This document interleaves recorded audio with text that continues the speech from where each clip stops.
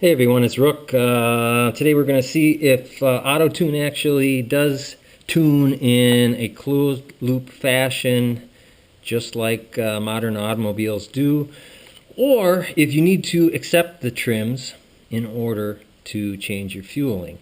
First thing we're going to do is we're going to open up our software. I have most of this done already. And maps file should come up. Yes, it did. I'm going to show you what our trims are. There's 0 right now because I have not run the motorcycle with the map in it. There's the bottom of the table. There's the top. All zeros. So there's no adjustment right now.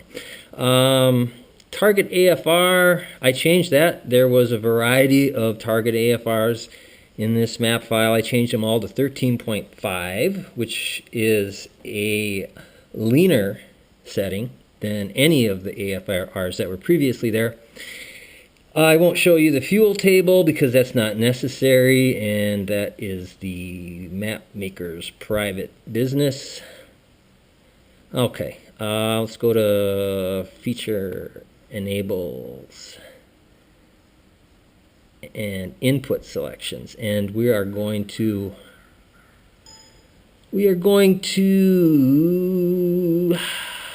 AutoTune is running. Go to AutoTune configure. It's been a while since I did this, so I'm a little slow.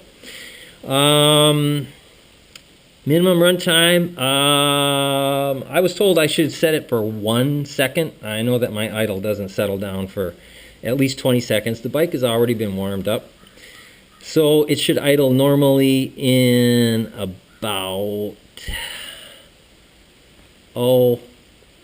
let's make it 20 seconds. And the max enrichment, I was told to make that 15, and the max enleanment also 15. Okay.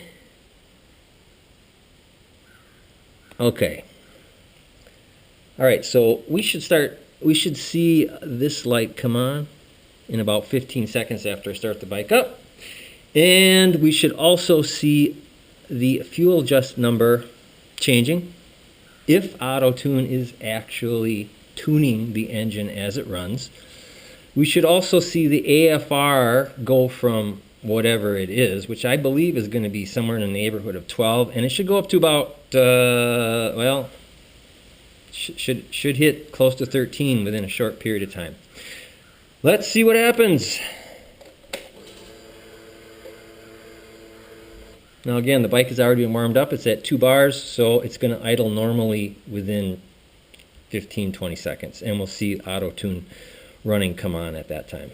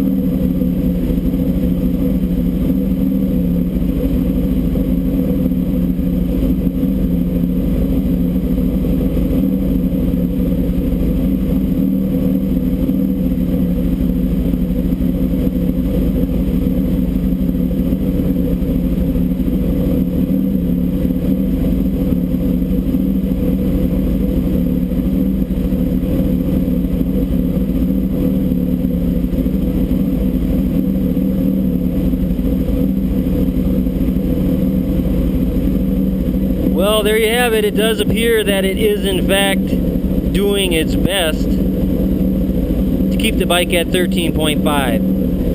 And and it seems like it's pretty close in the ballpark. You've got to remember that the RPM is not stable at idle like it would be when you're on the throttle, and so fuel adjustment is going to be constantly changing to try and accommodate that little fluctuation in RPM. Just for fun, I think I'm going to rev that up to the, well, maybe a few thousand RPM higher and hold it, see what happens.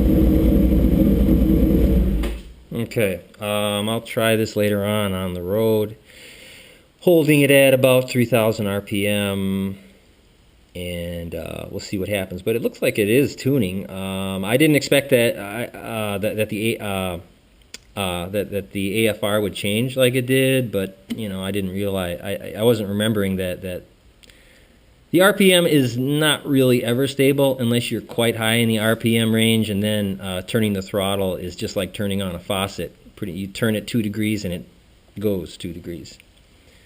Pull back 2 degrees and it, you know, it's much more stable. Anyway, let's take a look at the trims chart just for curiosity's sake, see what happened. Okay, and we have, okay, I have to get trims. This is the trim table that is in the map file. It's not the trim table that AT200 has made. In order to do that, you have to go to get table, and there now we have some trims, and you can see that there's quite a large trim at 1,000. 14 is pretty much. Now you remember our max trim was 15, and I don't know how, you know,